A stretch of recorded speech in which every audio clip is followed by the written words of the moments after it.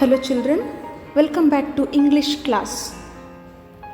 In the previous session we had discussed the prose related to music. Yes, it's The Concert written by Shanta Rameshwar Rao. The concert is nothing but a live musical performance. So this is a true story, but all the names except Pandit Ravi Shankar's and Ustad Allah Rakha's have been changed. So let's recall what we discussed in the previous session. We studied that Smita, a girl of 16 years old, and her family members, her father, mother, and her brother Anant, who was suffering from cancer, came to Bombay from Gaganpur for his treatment.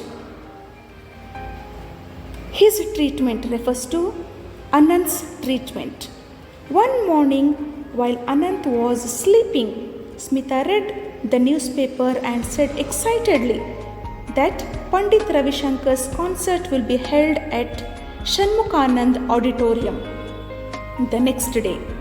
When she said loudly, her mother said to her, "Don't shout, your brother will wake up. He needs sleep and rest."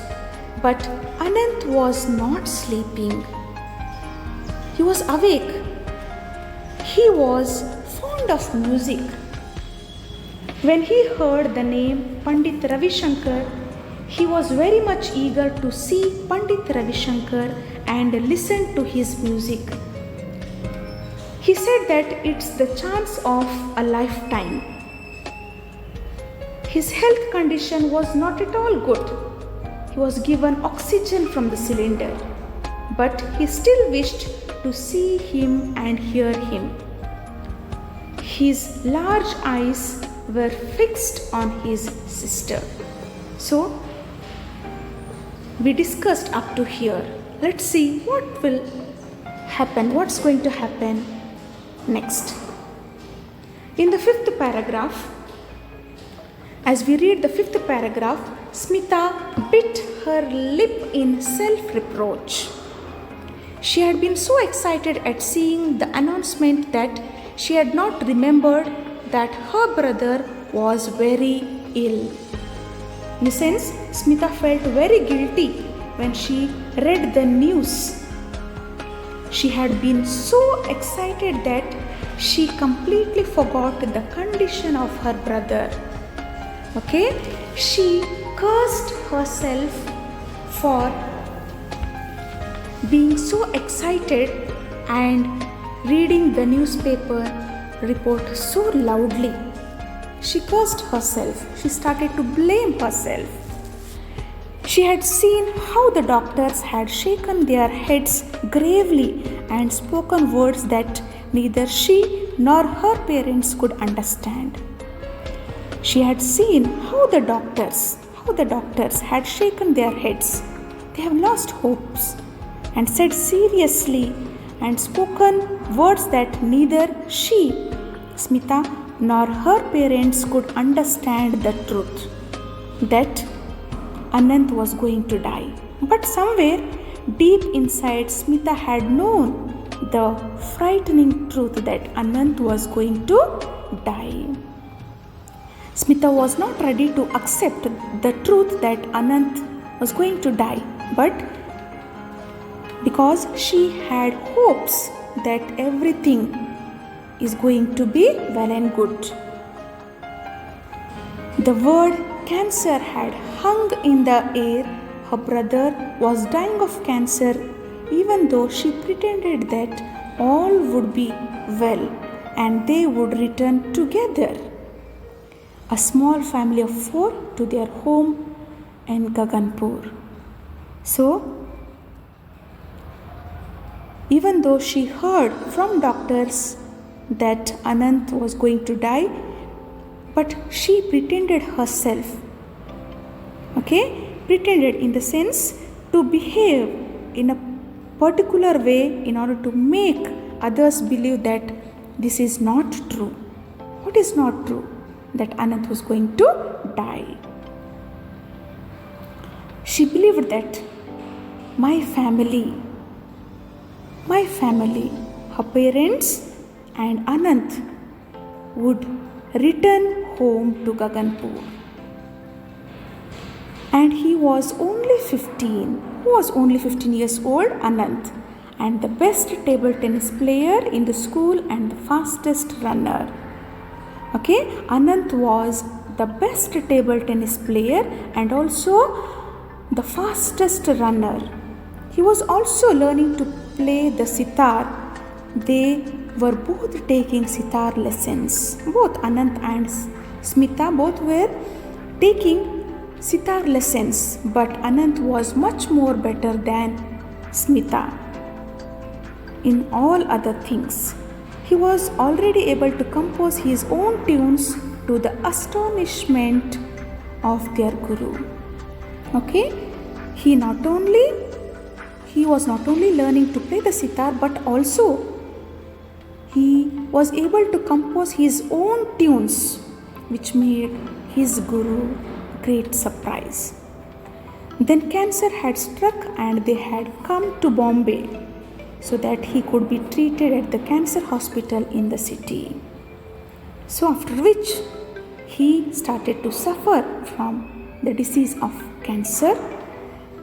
They came to Bombay in order to take the treatment, to provide treatment for Ananth at the cancer hospital in the city called Bombay. Next, whenever they came to Bombay, the family stayed with Aunt Sushila. Her apartment was not big, but there was always room for them. So, whenever they visited Bombay, Smita's family, they stayed with Aunt Sushila. Though her apartment was not big, but there was always a room reserved for them. They had come with high hopes in the miracles of modern science. They told themselves that Ananth would be cured at the hospital and he would again walk and run and even take part in the forthcoming table tennis tournament. Okay, the family members had high hopes in the miracles of modern science. So they had lots of hopes with the new technologies with regard to modern science. They told themselves, they believed that Ananth would be cured from cancer at the hospital and he would again walk and run and he would again continue his talents, okay, and he would take part in the forthcoming table tennis tournament. And he would play the sitar and perhaps would be a great sitarist one day. This was the dream of his family members, dreaming that Ananth would be a great sitarist one day because he was already able to compose his own tunes. But his condition grew worse with each passing day, and the doctors at the cancer hospital said, "Take him home. Give him the things he likes, indulge him," and they knew then that the boy had not many days to live. Okay? Their parents, family members believed that Ananth will be cured. As his health condition grew worse day by day, the doctors at the cancer hospital stated his family members that take him home, take Ananth home, give him the things he likes, provide the things he likes, indulge him in other works. And they knew then that the boy had not many days to live. Here the family members came to know that Ananth had not many days to live, but they did not voice their fears. Here the family members, they did not speak the truth, they did not reveal the truth in front of Ananth.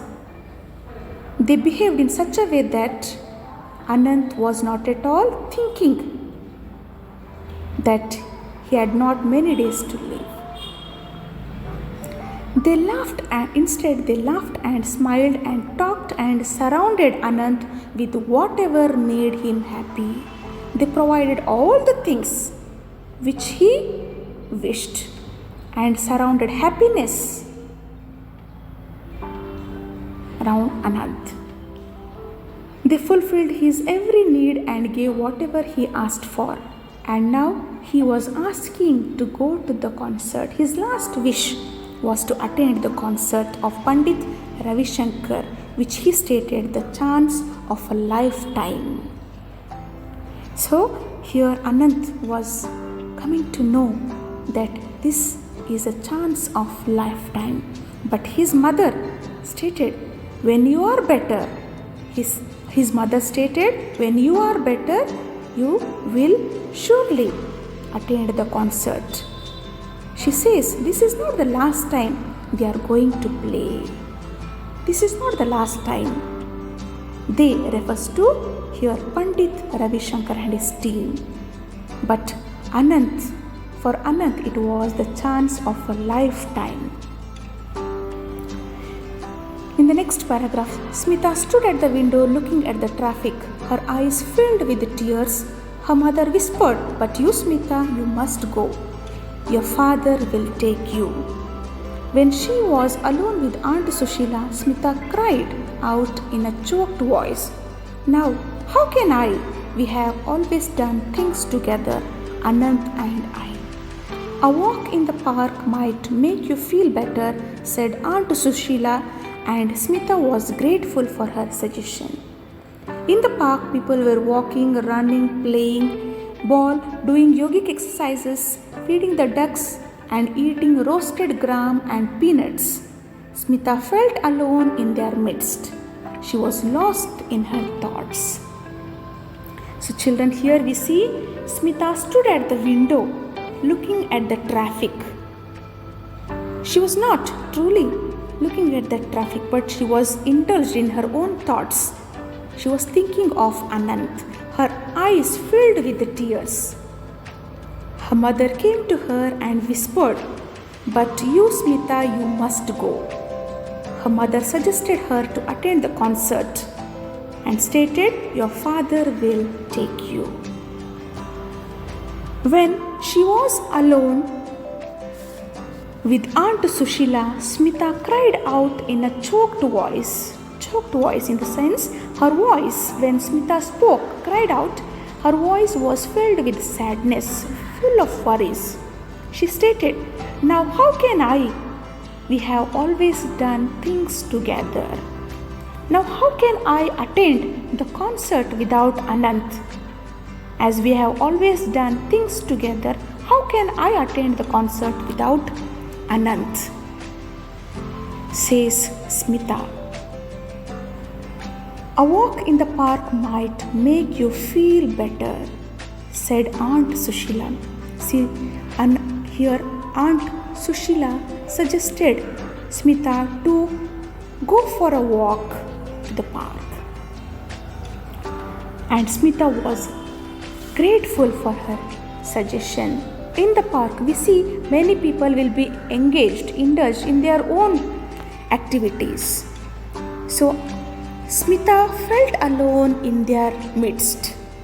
Though she was with other people, she felt alone because she was lost in her thoughts. Suddenly, a daring thought came to her, and as she hurried home, she said to herself, why not? There's no harm in trying it. It would be nice to go to the concert. I don't know when we'll get another opportunity to hear Pandit Ravi Shankar. She said to her mother later, and her father agreed to get the tickets. Suddenly, though, as she was lost in her thoughts in the park, suddenly a daring thought, not a simple thought, but a daring thought came to her, and she hurried home. She went home quickly and said to herself, "Why not? There's no harm in trying it." She got an idea and she spoke to herself, "There's no harm in trying it. It would be nice to go to the concert. It would be nice to attend the concert. I don't know when we'll get another opportunity to hear Pandit Ravi Shankar." She said to her mother later that she is willing to attend the concert, and her father agreed to get tickets for him and to Smita and for Smita. I hope children you have understood this part of the prose. So here are few questions. Take these questions as an assignment and try to solve in your notebook. The first question, why was Smita excited? Second, what was the chance of a lifetime for Anant? Third, why did Smita become nervous? Fourth, why was everyone from the family trying to keep Anant happy? Fifth, why was Smita not ready to go for the concert? So, I hope you will be able to answer these questions. So, we'll continue the next part of the prose in the next session. Watch this video again and again to understand clearly. Thank you, children.